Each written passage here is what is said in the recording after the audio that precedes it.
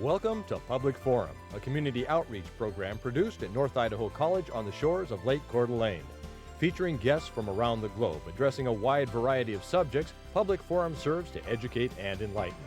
Please join host and moderator, political scientist Tony Stewart, in welcoming today's guest.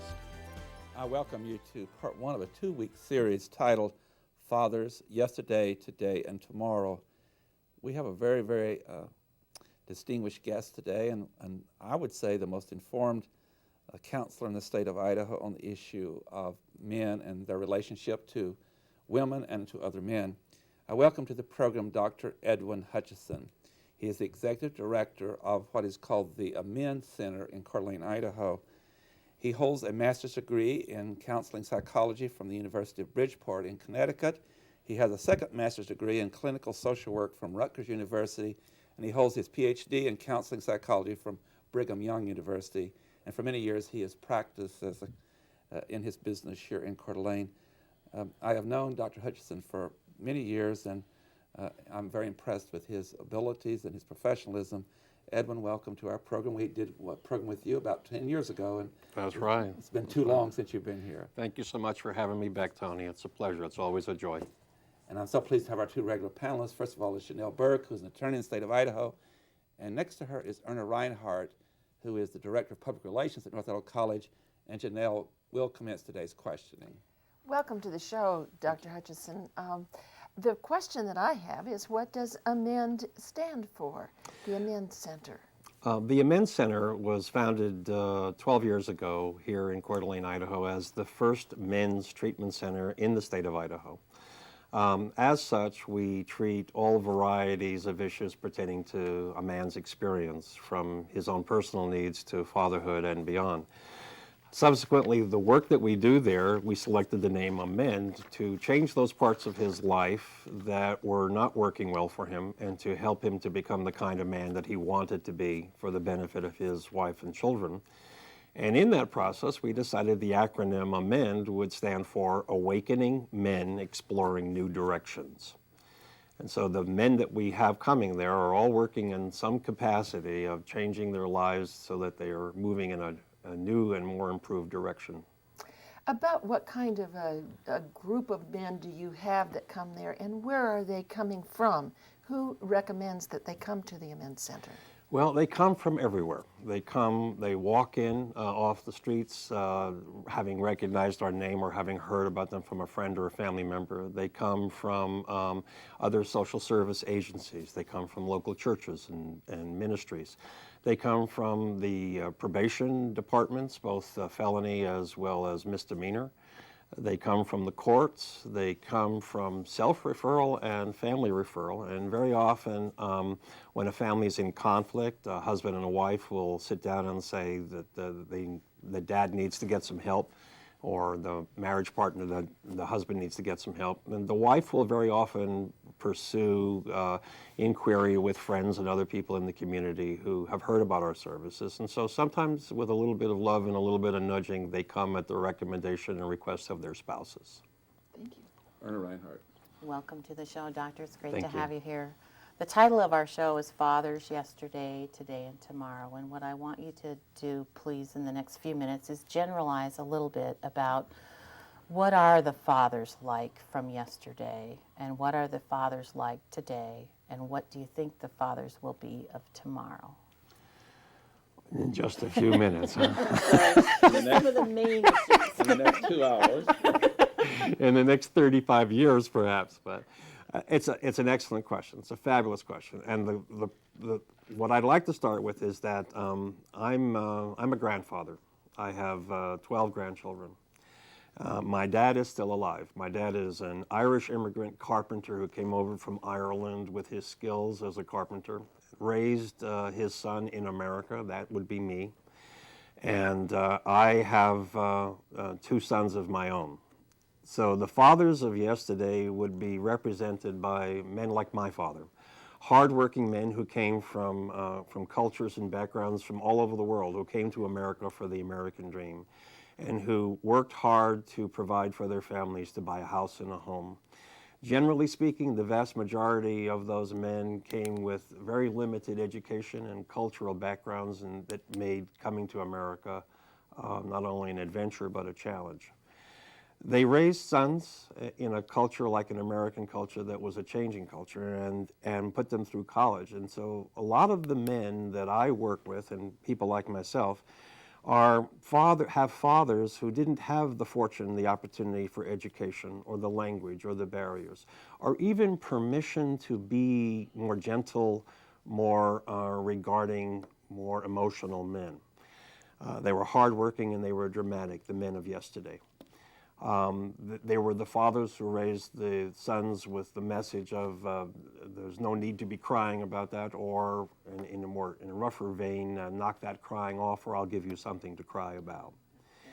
In today's generation, we have a group of men who have been raised in that culture and raised in that environment who realized the damage that did, that kind of communication, that lack of sensitivity to the boy's spirit and the boy's feeling. And so for about the last 18 years that I've had the privilege of working with in terms of a men's movement across the United States, is that men have been working to become more gentle, more balanced, more caring, more well-educated, more articulate men, with the goal of producing our sons to become better fathers, better husbands, better partners.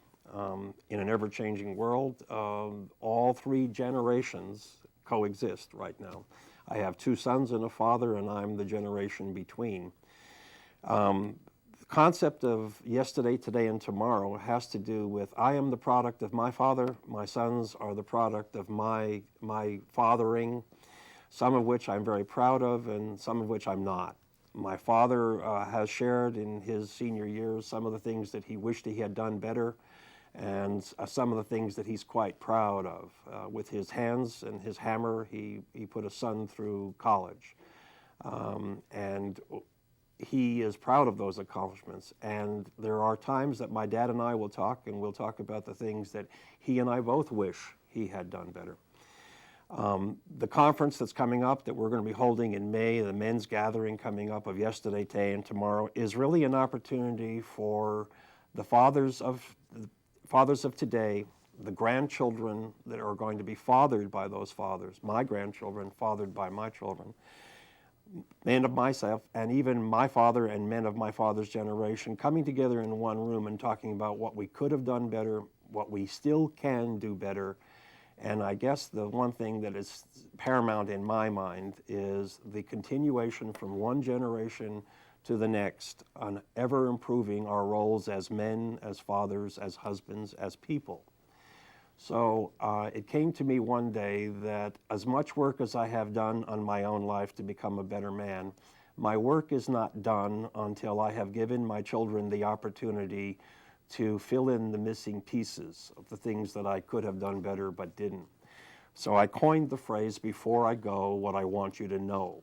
And it's an opportunity for my children and for my dad and for all of us to talk about the things that will be important, because my time is coming, my father's time is coming, and while we still have the time, we still have time to father, we still have time to parent, and we still have time to improve.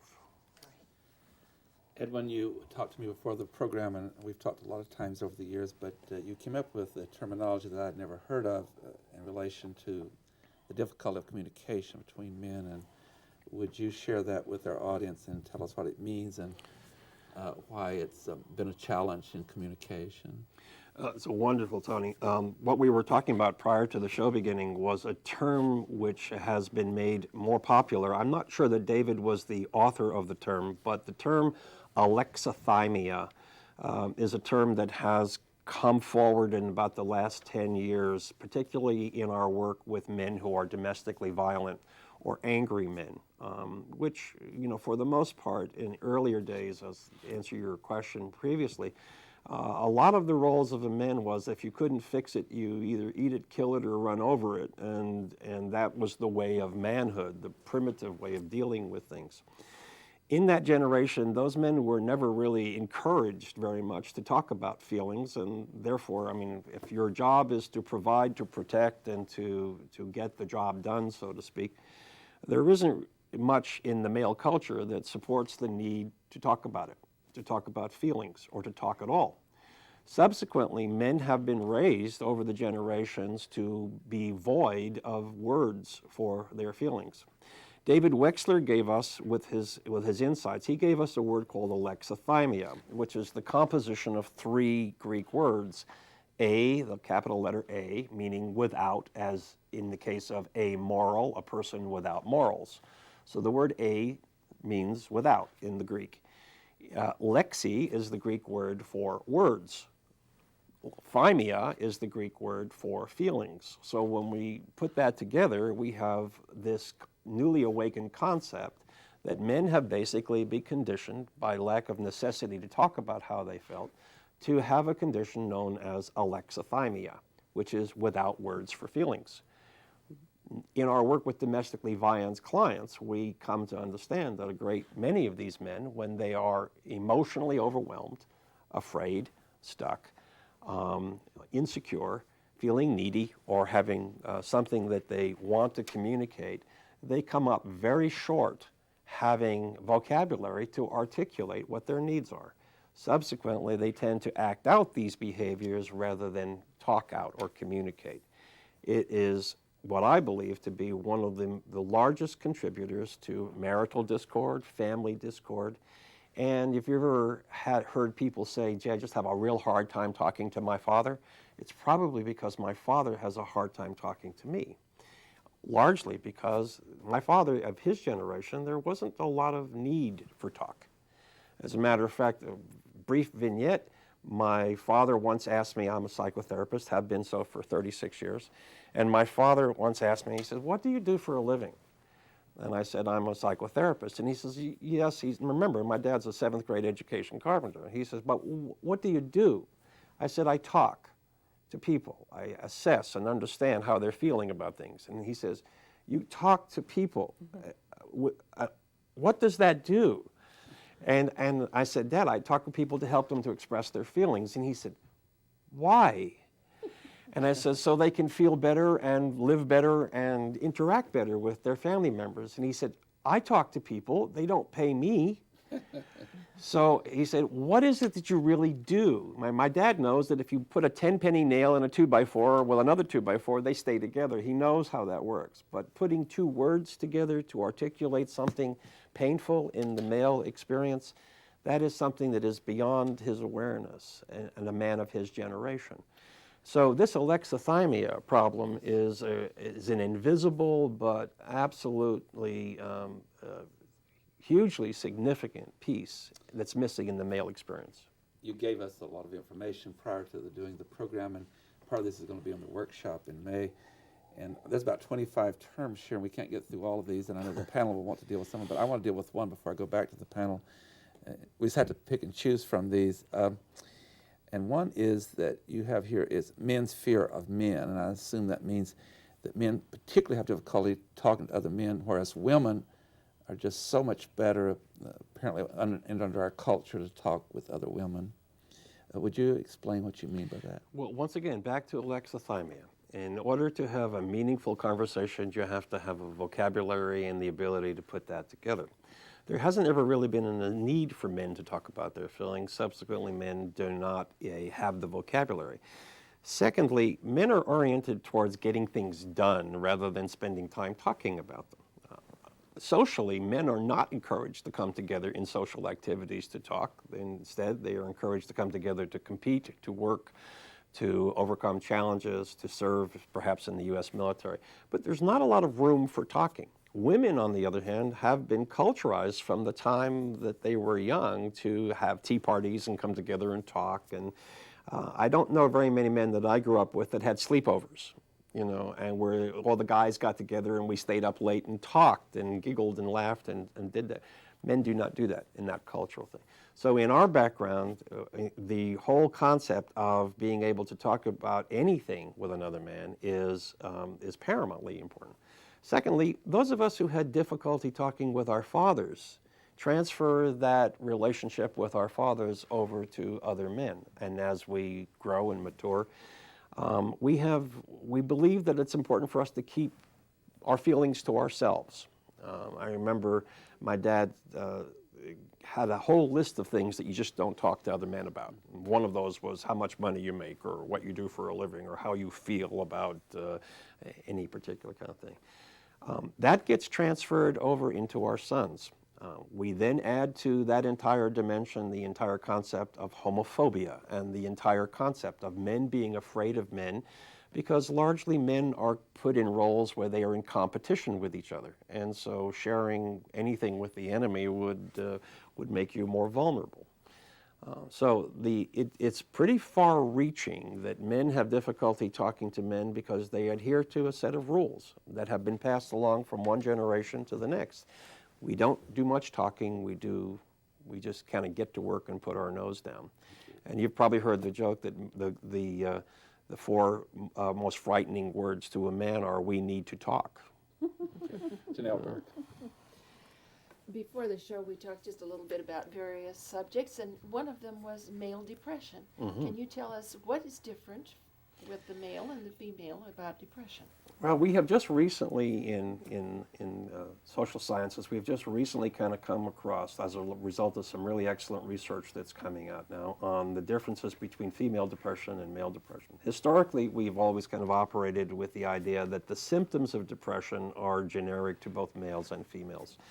What we begin to understand and realize today is that men deal with depression very differently. Subsequently, their symptoms are very different. Very often a man will go to work, not stay home from work because he's depressed. Very often a man will become hyperactive because he's depressed or emotionally upset rather than passive or subdued. Depression isn't always a melancholy type of experience where you can look at a person and see that they're sad. Men tend to, in this concept of covering their feelings and not having words for their feelings, men tend to vanish, disappear, go away, avoid social contacts. They tend to get busy, stay busy, so as to avoid opportunity for conversations about feelings and things of that sort. Men tend to cry privately as opposed to publicly.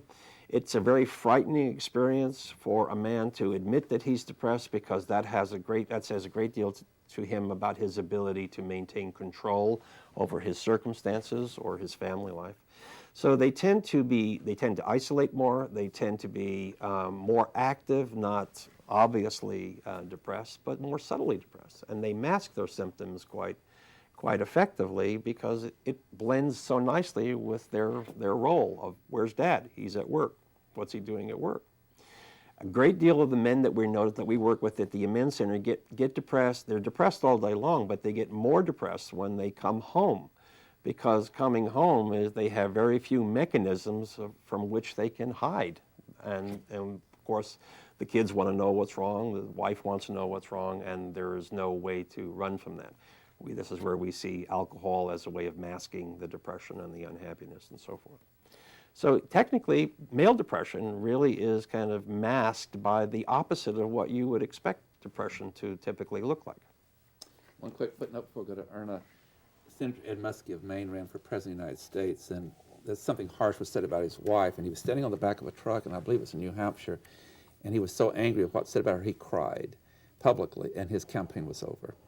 And so there's something in the culture that's had effect upon this also. I mean, he just went downhill from that point on. Senator Eagleton was the same way, in the vice president election, and he was dismembered publicly because he admitted that he had seen treatment for depression. It's looked at as a weakness Sure. in the culture. Erna Reinhardt. I'm real intrigued with what you said about the lack of vocabulary, because as soon as you said that, I identified with that on many different levels. But so how do you share with us some strategies on how you change that? What tools do you give to men so that they can express their feelings? The most important piece of treatment for men, and I can't emphasize this enough, the most important piece is modeling. Until a man sees another man whom he respects, admires, appreciates, or would like to get to know better, do these things, he is not likely to venture out and do them on his own. So theoretically, that's what we were supposed to have been able to get from our dads. Well, if our dads couldn't give that to us, we go in search of other men who will serve as models. If I can't find a man who's willing to cry, if I can't find a man who's willing to slow down, take a look at himself and ask himself why he's behaving that way, if I can't find a man who genuinely and authentically says, I'm sorry, I hurt you, we fear that we will be the only ones able to do that. And so we dare not risk it. So first and foremost, how do we reach these men? We model that behavior by our willingness to feel, cry, talk. We model the language of words. And we ask men if they could reframe what they think into a word that comes close to a feeling. You know, how does that feel? Very often, if you ask a man how he feels, he'll respond with what he thinks. You know, how do you feel? I feel like it's not a rational thing for me to do. So, well, that's what you think. What do you feel? I feel, and if you can get a man to start talking about, I feel scared, I feel anxious, I feel. Very typically, in order to get a man in touch with it, we have to ask him what it is that he's feeling in his physical body. So what do you feel in your stomach, John? What's going on in your stomach? Well, my stomach's upset. Okay, so you're feeling upset. Mirroring back to that man his own feelings without judgment is another way of saying it. Very often, if a man would express his feelings, if he's mocked for that, that will typically close him down. But if he says, I understand, you say, I feel upset. And he says, I understand, you feel upset. You feel upset, and I can feel that. I can feel that from you. Very often, men are surprised to hear other men acknowledge their feelings, which is a part of the modeling process. Another dimension of feeling is to allow men to say it to you in their own words, and then ask them how their behavior, how they imagine how their behavior affected their children. It's an interesting phenomenon that men will move to tears very quickly when you talk to them about how their behavior has affected their children. They are less likely to move to tears if you talk to them about how their behavior affected a woman. So what that says to those of us working with men is a great deal of time men relate to children and how children feel, and the difference there is that children are virtually powerless in any situation. So when a child is powerless, they feel overwhelmed. So if you ask a man, how do you feel? Say if you were a 7-year-old, how would you feel? They'd say, if I were watching me behave, I'd feel scared. So how do you feel right now? Scared. About 6 months ago, I tripped into just a technique. I was working with a man in group therapy, and I wasn't quite sure how to break through to get him in touch with his feelings. And so I kind of approached it through the cognitive direction. And I said, John, how old are you? And he said, I'm 50. And I said, and how old do you feel most of the time? Now, that's in the feeling zone. We're getting close to a feeling here. But John said, well, most of the time I feel like I'm probably 35. And John would say, okay, how do you, and I would say to John, well, you're 50, you feel 35. When you're really upset and you're at your worst behavior, how old do you feel? And how old do you act? How old do you act? And he said, oh, I act like I'm about 6.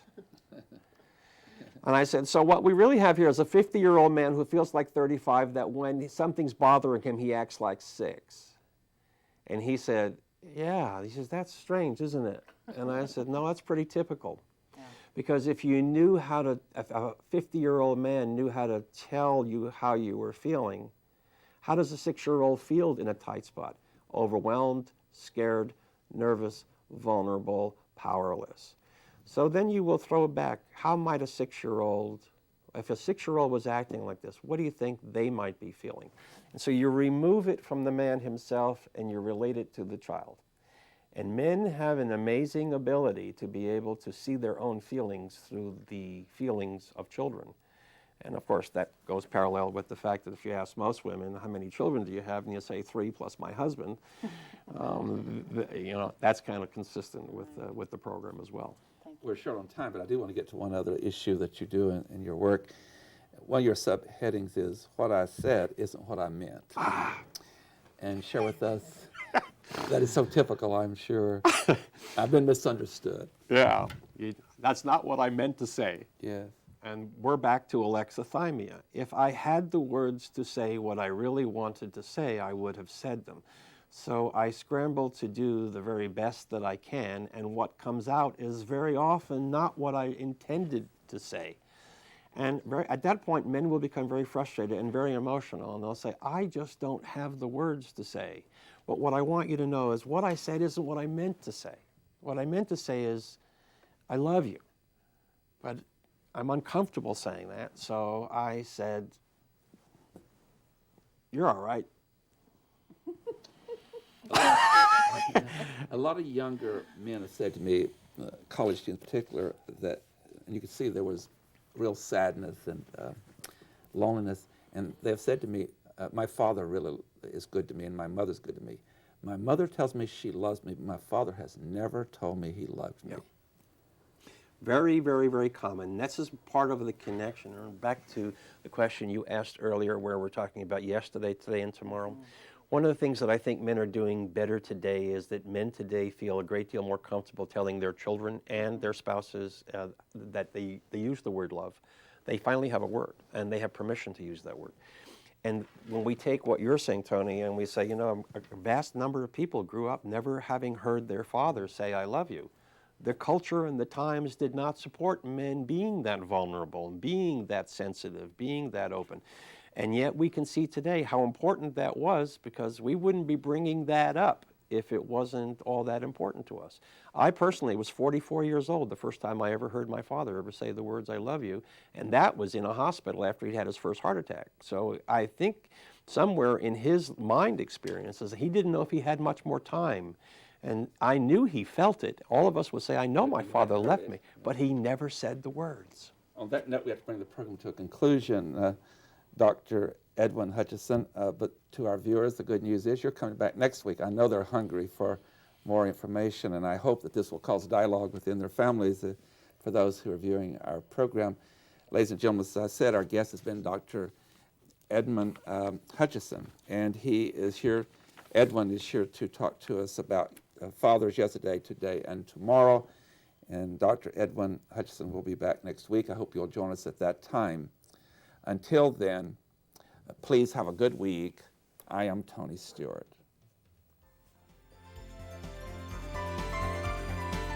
Recorded on the campus of North Idaho College, Public Forum is the longest-running in-house college production on PBS.